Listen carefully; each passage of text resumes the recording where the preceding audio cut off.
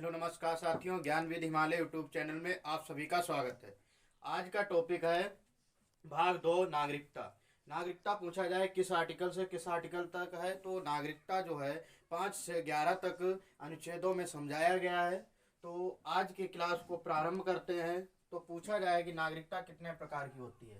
पूछा जाए नागरिकता कितने प्रकार की होती है, तो नागरिकता 2 प्रकार की होती है। एक एकल नागरिकता होती है और दोहरी नागरिकता होती है। कौन सी? एकल नागरिकता या दोहरी नागरिकता। भारत में पूछी जाए कैसी नागरिकता है, तो एकल नागरिकता है। और अमेरिका में पूछी जाए कैसी नागरिकता है, दोहरी नागरिकता है। एकल नागरिकता का मतलब होता है कि देश की एक ही नागरिकता होती है। अगर आप किसी भी देश में रह रहे हैं तो अगर देश की नागरिकता प्राप्त है आपको, तो उसे एकल नागरिकता कहते हैं। दोहरी नागरिकता का मतलब ये होता है कि आपको राज्य की नागरिकता अलग प्राप्त होनी चाहिए और देश की नागरिकता अलग प्राप्त होनी चाहिए, तो उसे कहा जाता है दोहरी नागरिकता। पूछी जाए कि भारत में जैसे कहा जाता है एकल नागरिकता है, तो पूछा जाए कहाँ से ली गई, तो ब्रिटेन से ली गई। कहाँ से? तो भारत में जो एकल नागरिकता का प्रावधान है किस देश का है? ब्रिटेन का है। तो पूछा जाए नागरिकता संबंधी, जैसे नागरिकता संबंधी पावर किसके पास होती है? जैसे नागरिकता में अगर कोई विधि बनानी है, नागरिकता के समाप्त करनी है, नागरिकता किसी को किसको देनी है, ये पावर किसके पास होती है? संसद के पास। किस आर्टिकल के तहत? आर्टिकल 11 में कहा गया है कि नागरिकता संबंधी जो शक्ति होती है संसद के पास होती है। एक नागरिकता अधिनियम 1955 आया था, भारतीय नागरिकता अधिनियम 1955। उसमें बताया गया कि अगर कोई व्यक्ति भारत का नागरिक बनना चाहता है तो किस प्रकार से नागरिक बन सकता है। तो 5 प्रकार से नागरिकता प्राप्त की जा सकती है। वो 5 प्रकार कौन कौन से हैं? एक तो जन्म से नागरिकता, दूसरी वंश परंपरा के आधार पर, तीसरी पंजीकरण, चौथी देशीकरण और पांचवी भूमि अर्जन। तो ये 5 तरीके हैं जिनसे नागरिकता भारत की प्राप्त की जा सकती है। एक जन्म के आधार पर, वंश परंपरा के आधार पर, पंजीकरण के आधार पर, देशीकरण और भूमि अर्जन के आधार पर नागरिकता भारत की प्राप्त की जा सकती है। अब जन्म के आधार पर अगर पूछा जाए कि जन्म के आधार पर किस आधार पर जन्म, जैसे कहाँ हुआ, कैसे हुआ, कब मिल जाएगी, तो 26 जनवरी 1950 को या उसके बाद में, 26 जनवरी 1950 या उसके बाद अगर भारत में आपका जन्म हुआ है तो आपको भारत की नागरिकता मिलेगी। लेकिन एक बात बताई गई कि भारत आपका तो जन्म हुआ लेकिन आपके माता पिता भी भारत नागरिक होने चाहिए। ये संशोधन, एक नागरिकता अधिनियम जो संशोधन हुआ था 1986 में, उसमें कहा था कि माता पिता का भी नागरिक होना जरूरी है। वंश परंपरा के आधार पे, जिसे इसमें कहा गया भारत के बाहर 26 जनवरी 1950 के बाद जन्म लेने वाला भारत का नागरिक होगा।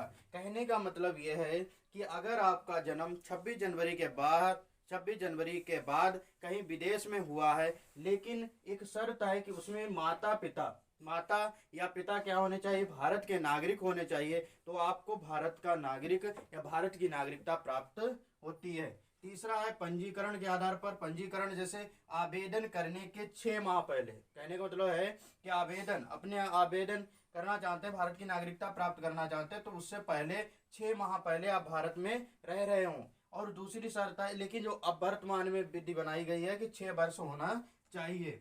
देशीकरण की नागरिकता, जैसे विदेशी नागरिक आप हैं, क्या है? आप विदेश में किसी विदेश के नागरिक हैं और यहाँ पे क्या करना चाहते हैं? भारत की नागरिकता प्राप्त करना चाहते हैं, तो आप क्या कर देंगे? उस देश की नागरिकता समाप्त कर सकते हैं। और यहाँ पर जब आवेदन कराएंगे तो 1 वर्ष रह रहे हों या टोटल 7 वर्षों का आपको भारत में निवास हो चुका हो, तो देशीकरण के तरीके से आपको नागरिकता प्राप्त हो सकती है। ये 5वीं नागरिकता है भूमि अर्जन। किसके आधार पर? भूमि अर्जन। जैसे कोई भूमि है, अब वो क्षेत्र कटकर, अब जैसे उस क्षेत्र का बंटवारा हो गया, वह क्षेत्र भारत में आ गया, तो वहां पर जो निवास व्यक्ति कर रहे थे, जो व्यक्ति वहां पर निवास कर रहे थे, तो वो अगर भारत में आ गया तो भारत के जो क्षेत्र में भूमि आई है तो उसे भारत का नागरिक समझा जाएगा। उस क्षेत्र के जितने भी व्यक्ति होंगे वे भारत के नागरिक माने जाएंगे। पूछा जाए नागरिकता का अंत कितने तरीके से किया जा सकता है। नागरिकता प्राप्त कितने? 5 तरीके से प्राप्त की जा सकती है। लेकिन नागरिकता का अगर पूछा जाए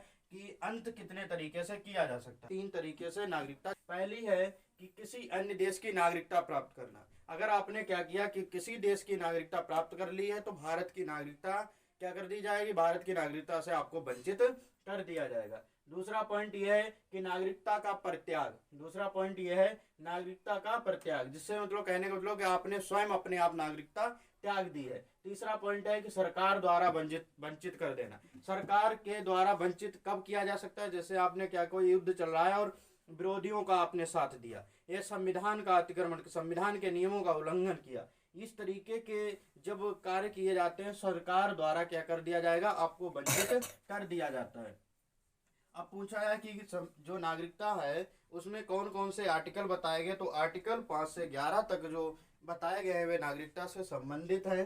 तो पूछा जाए कि आर्टिकल जो 6 है, पूछा जाए आर्टिकल 5, तो 5 से 11 तक है, तो आर्टिकल 5 में क्या कहा गया, प्रारंभ पर नागरिकता। कहाँ से? प्रारंभ पर नागरिकता बताई गई है। आर्टिकल जो 6 है, आर्टिकल 6 में बताया गया पाकिस्तान से भारत आने वाले व्यक्तियों को नागरिकता।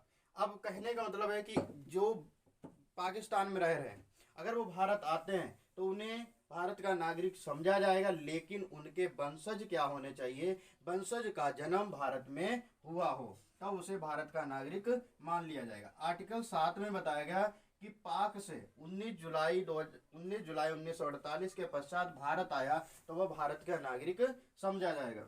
आर्टिकल जो अनुच्छेद 8 है, अनुच्छेद 8 में कहा गया है व्यक्ति बाहर रह रहा हो, क्या हो कि कोई व्यक्ति अगर बाहर रह रहा हो, उसके माता में या माता माही या पिता में या पितामही का भारत में जन्म हुआ हो, तो वह उस व्यक्ति को भारत का नागरिक समझा जाएगा। आर्टिकल 9 है, आर्टिकल 9 में बताया गया कि स्वेच्छा से नागरिकता का त्याग कर सकते हैं, कि आपने किसी देश की नागरिकता प्राप्त कर ली है तो भारत की नागरिकता क्या कर देंगे, आप कहते हैं कि मतलब हम अब हमें नागरिकता भारत की नहीं चाहिए, तो वो स्वेच्छा से नागरिकता प्राप्त हो जाएगी। या आपने किसी देश की नागरिकता प्राप्त कर ली है तो भारत की नागरिकता अपने आप समाप्त हो जाएगी। आर्टिकल जो 10 है उसमें बताया गया नागरिकता समाप्त करने की शक्ति। आर्टिकल जो 10 है वो कहता है कि नागरिकता की समाप्त करने की शक्ति संसद के पास होती है। नागरिकता समाप्त करने की शक्ति किसके पास होती है? संसद के पास होती है। अनुच्छेद 11 में बताया गया है कि नागरिकता संबंधी विधि बनाने की शक्ति किसके पास होती है? संसद के पास। 10 में कहा गया है कि अगर नागरिकता से वंचित किया जाता है तो आर्टिकल 10 कहता है संसद के पास पावर होती है, आपको वंचित कर दिया जाएगा। और आर्टिकल 11 में कहा गया है कि नागरिकता संबंधी विधि बनाने की शक्ति संसद के पास होती है। ये भी क्वेश्चन पूछा जाए कि भारत का प्रथम नागरिक होता कौन है, तो भारत का जो प्रथम नागरिक होते हैं वो कौन? राष्ट्रपति होते हैं। पूछा जाए पहले भारत के नागरिक कौन था, भारत का प्रथम नागरिक कौन थे, तो कौन थे? जो भारत के प्रथम राष्ट्रपति थे वही क्या थे? भारत के प्रथम नागरिक कहे गए, तो डॉक्टर राजेंद्र प्रसाद।